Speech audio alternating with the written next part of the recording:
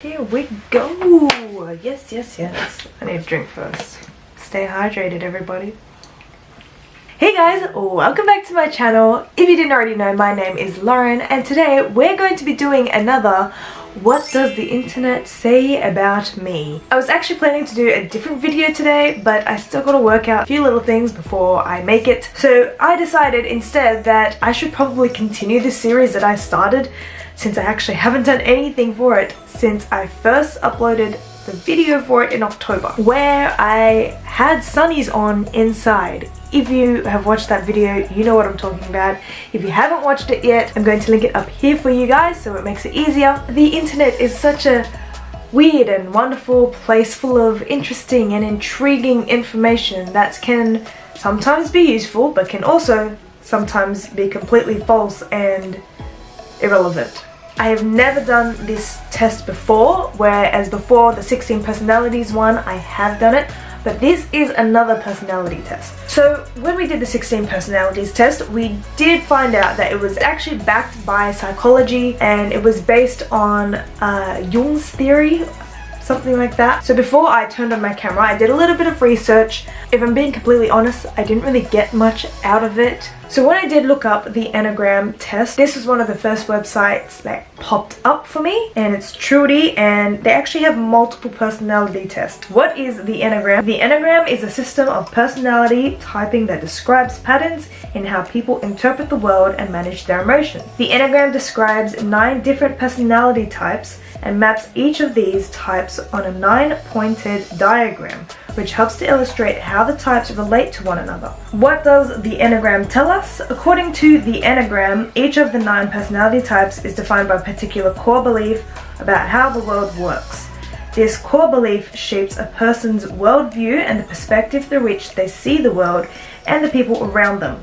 Our core beliefs are not necessarily incorrect, but they are limiting. Understanding our Enneagram type and how it colors our perceptions can help us to broaden our perspective and approach situations more effectively. So just from reading that, I think this isn't necessarily something that tells you like this is how you are, full stop. Whereas this one, I think it helps you identify how you obviously react to things, and it allows you to have room for growth, so you can kind of expand around like the Enneagram diagram, so you kind of can expand your horizons in a sense. I'm just going to tell you what the 9 types are. 1, the perfectionist. 2, the giver. 3, the achiever. 4, the individualist. 5, the investigator. 6, the loyalist. 7, the enthusiast.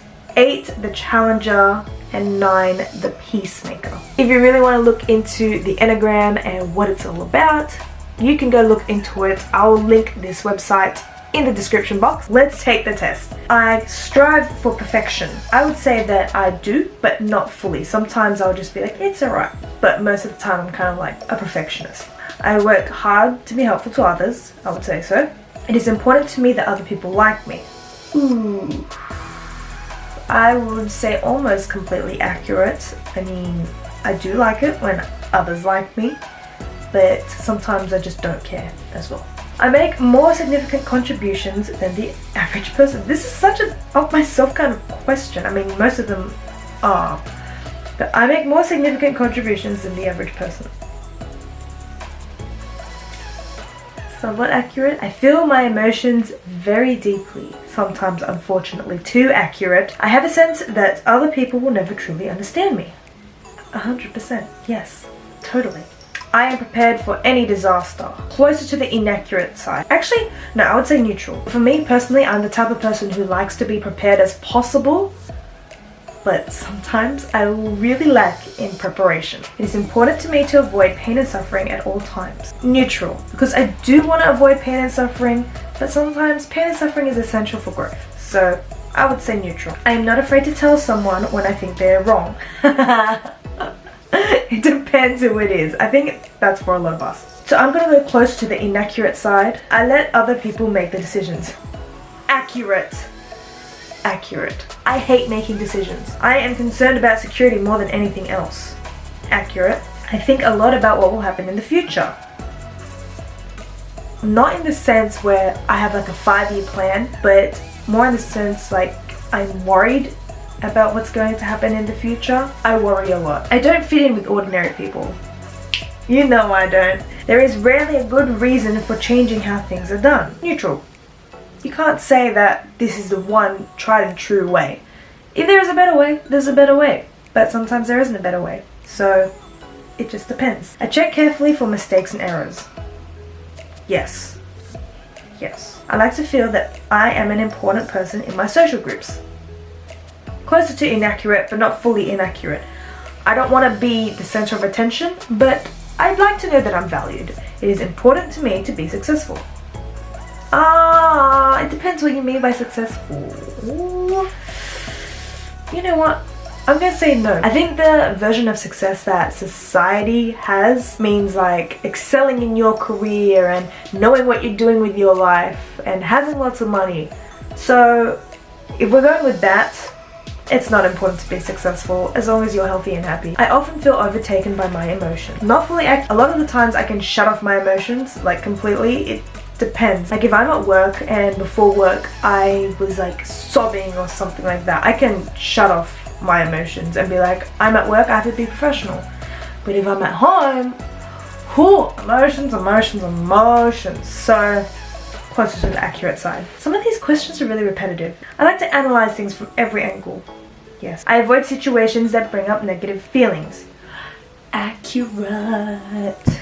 I am good at seeing the bright side of things when others complain. I try my very best to just get rid of the negativity and be like, I want to be positive, I want to be on the bright side. But you know, sometimes it's just not possible. Average people often find me a bit weird. Yes. I mean, I don't know, I feel like this is a question that you should ask other people on behalf of the person taking the test, because I personally feel like everyone finds me kind of strange and weird and just not normal. So I like to do things as I've always done them. Yeah, pretty accurate. I hold myself to very high standards. I would say so. I'm a natural caretaker. I feel a deep sense of grief for what I have lost. Oh my gosh. Let me tell you a story about my jumpers. When Roger and I got married, I had a bunch of winter clothes, and I love winter clothes. I mean, look at this. I'm basically wearing a quilt right now. So I love jumpers, I love long sleeve shirts, I love, and like oversized, I love oversized clothing. And I had a bunch of them and I put them all together. And I had one of my favorite jumpers. It was this white jumper. It was Ralph Lauren, or Ralph Lauren, however you say it. And my auntie gave it to me because it said Lauren on it. And she's like, your name is Lauren. Here, I'll have it. So that was one of my favorite jumpers. And I also had my year 12 jersey as well. When it came to winter last year, I just couldn't find it. I couldn't find any of them. And I got so upset. Like, I could not stop thinking about it. It took me months and months and months to just get over it. And I really felt in my heart that I knew where it was. And I kept looking and I couldn't find it. I honestly, I felt like I was grieving for my favorite things.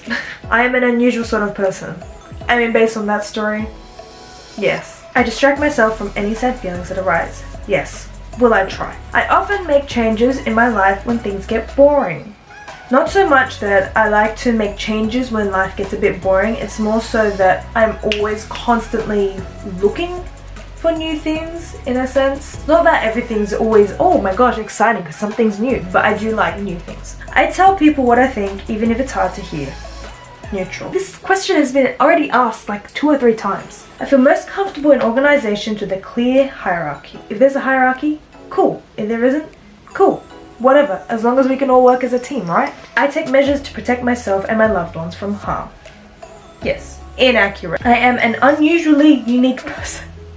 This question has been asked like 5 times already. I read books that help me be more productive and better at what I do. Well, I'm gonna say neutral because I don't really read books, but sometimes I listen to podcasts, but like, you know, I'm getting there. So kind of yeah, kind of no. I put a lot of pressure on myself to do things right. Oh my gosh. Yes. Yes. This is part of the perfectionist in me and like the OCD in me. I put in the effort to make a good impression on other people. Well, it depends, like first impression, because if so, no, I'm so bad at first impression. I'm being honest, this is probably how my first impressions go with other people. Why isn't that girl like... Does she not... What? Is she like shy? Huh? That's probably how it goes. So I put the effort into making good impression on people. I would say inaccurate. I am so bad with impressions. I can describe my emotions in a lot of depth and detail. Inaccurate. I am so bad at explaining like emotions, pain, like physical pain. Hey, I often feel like an outsider. Yes. I find my mind to be a very interesting place, 100%. And like, I don't know if it's a good interesting, but it's like, it's interesting. I have many ways of avoiding situations that get me down. Even being honest, I'm just very good at avoiding situations in general. Like just any situation in life.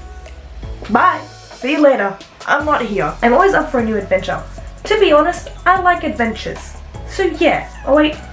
Somewhat yeah, depending on what the new adventure is. I don't want to do anything terrifying. I let other people take the lead. Accurate. I wish it would kind of be somewhat accurate, not fully accurate, but I do find myself kind of, in a sense, sabotaging myself so I don't take the lead. Just sometimes I freak out. I'm like, I can't do it, I can't make decisions, I can't take the lead, so you do it. Like subconsciously, I do it. I'm a responsible and reliable person.